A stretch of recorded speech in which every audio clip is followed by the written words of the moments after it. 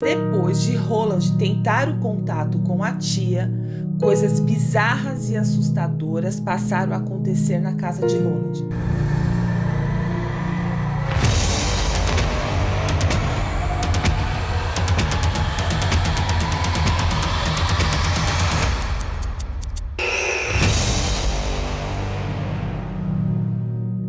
O filme O Exorcista, lançado no ano de 1973, foi baseado no livro do mesmo nome do autor William Peter Blood, lançado em 1971, e conta a história de uma menina vítima de uma possessão demoníaca. O filme é considerado uma das melhores obras de terror de todos os tempos e até hoje ainda continua conquistando amantes do gênero terror sobrenatural.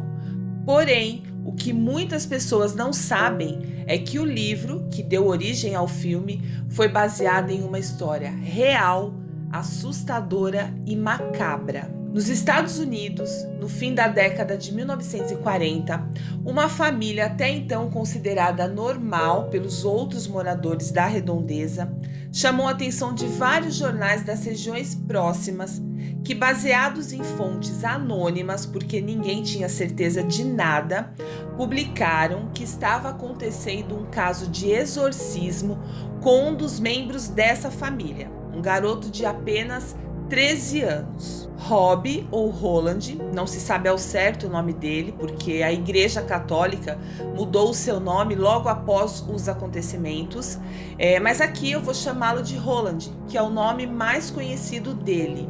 Bom, Roland nasceu no dia 1º de junho de 1935, numa família luterana de origem alemã. E durante a década de 1940, sua família viveu na cidade de Maryland, nos Estados Unidos. Roland era filho único e só convivia com adultos em sua casa. Por conta da Segunda Guerra Mundial, ele não podia sair de casa, então ele não brincava com outras crianças da sua idade. E sua companhia mais querida era a tia Harriet, que tratava o sobrinho muito bem. Eles estavam sempre juntos e muitas coisas a tia que ensinou para ele. Inclusive, a tia era espírita e apresentou ao sobrinho um tabuleiro Ouija para que ele pudesse se comunicar com os mortos desde que ele continuasse seguindo a religião. E ele, claro, se interessou muito pela brincadeira. Tabuleiro Ouija é uma tábua plana com letras, números e alguns símbolos. Dizem que é um dos métodos mais famosos de uma possível comunicação com as pessoas que já morreram. O tabuleiro Ouija é vendido no mundo todo e muita gente acha que é só uma brincadeira de criança. Vários filmes de terror têm um tabuleiro Ouija, que é usado por curiosos que querem conhecer o mundo dos mortos, mas acabam despertando criaturas malignas e criando um cenário de terror sobrenatural. Bom, vamos lá. Em 1949, quando Roland tinha 13 anos, sua tia Harriet faleceu. Ele ficou desolado, deprimido. Ela era sua única companhia e ele era muito apegado a ela. Então ele tentou se comunicar com a tia várias vezes através do tabuleiro Ouija, já que eles praticavam o jogo do tabuleiro quando a tia ainda estava viva. Mas, alguns dias depois de Roland tentar o contato com a tia, coisas bizarras e assustadoras passaram a acontecer na casa de Roland, como coisas voando, móveis mudando de lugar sozinhos, passos no sótão da casa, ruídos de assoalhos sendo arranhados, barulhos que eles não identificavam de onde vinham. Apareciam vazamentos de água nas paredes, coisas que deixaram a família inteira com medo e sem entender nada. E tudo isso começou a ficar mais assustador e bizarro quando Roland teria movimentado os móveis da casa apenas com a força do pensamento. E ainda, junto com essas coisas estranhas que aconteciam na casa, começaram a aparecer cortes na pele do garoto.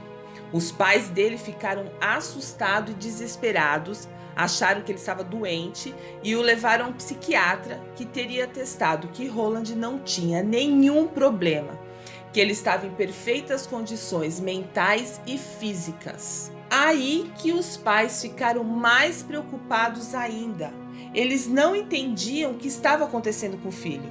Como é que pode um menino de 13 anos agir desse jeito?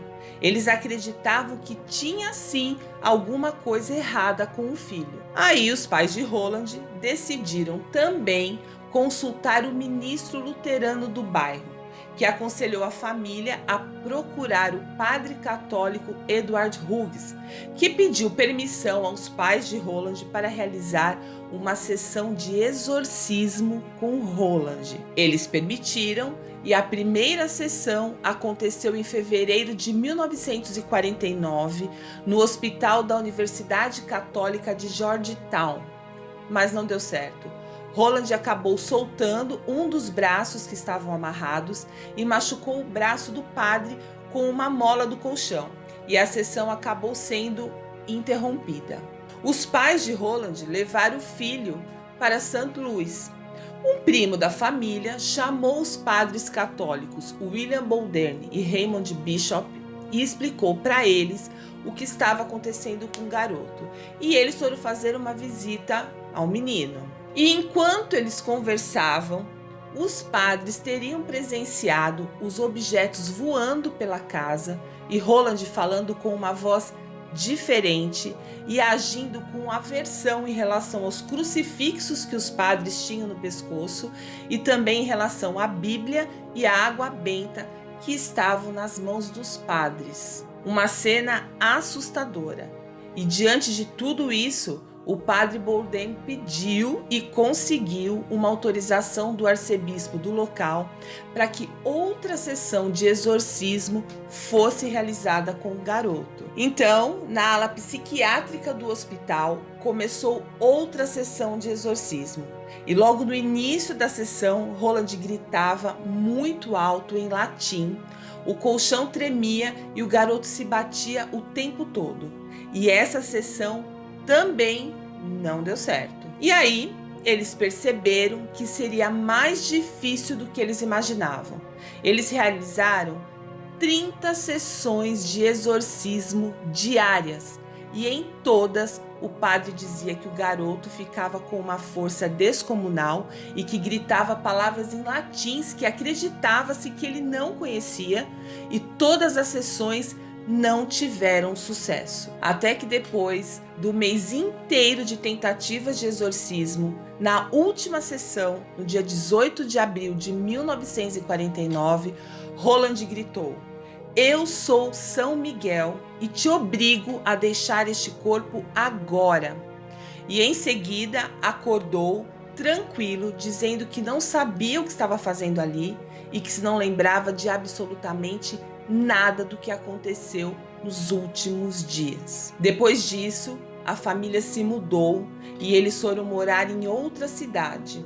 E de acordo com alguns relatos, Roland cresceu, se casou, teve filhos, construiu uma longa carreira profissional e nunca falou publicamente sobre o caso. Algum tempo depois, o jornal The Washington Post publicou um enorme relato do caso, mencionando os nomes dos padres que estavam envolvidos no exorcismo, e eles disseram que Roland gritava em latim muito alto, com uma voz grossa e rouca. E foi essa reportagem do jornal que inspirou o escritor William Peter Blatty a escrever o livro O Exorcista, que mais tarde serviu de base para o longa O Exorcista, que, como eu falei para vocês, levando em conta o ano em que ele foi produzido, 1973, que não tinha toda a tecnologia que temos hoje, ele ainda é considerado uma obra-prima do terror. E ainda o livro Exorcismo, de Thomas B. Allen, que foi escrito a partir dos diários do padre Raymond Bishop, que foi um dos padres que estiveram acompanhando o processo de exorcismo de Roland. Hoje é considerado pela Igreja Católica o relato mais completo de um exorcismo desde a Idade Média, e é chamado pelo casal Warren como um documento fascinante e imparcial sobre a luta diária entre o bem e o mal. Em 1997, O especialista em fenômenos inexplicáveis Mark Opsnanick estudou profundamente o caso e questionou a verdade dessa história. Ele achava que Roland apenas imitava as palavras em latim que ele ouvia os padres falando, e não que o garoto soubesse realmente falar latim. Ele ainda acredita que o menino inventou toda essa história apenas para chamar a atenção. Após essa declaração, as pessoas concordaram que Roland Du não estava de fato possuído, que ele era apenas um garoto perturbado e que não havia nada de sobrenatural nele. Hoje, os analistas que ainda tentam compreender o que houve afirmam que Roland poderia sofrer de algum tipo de esquizofrenia, mas nada foi comprovado ao certo. E esse foi o caso de hoje, um caso triste, mas que acabou bem. Pelo menos Roland viveu sua vida e tudo isso que aconteceu durante a sua infância não interferiu em absolutamente nada no decorrer de sua vida. E eu queria saber de vocês, se vocês já assistiram ao filme O Exorcista, deixa aqui nos comentários o que vocês acham. Eu gosto de ler todos os comentários que vocês deixam. E se vocês gostam desses assuntos, se inscreva aqui no canal que sempre tem caso novo por aqui. Então é isso, gente. Eu sou a Valéria e esse é o LEF Livros e Fatos. Beijos!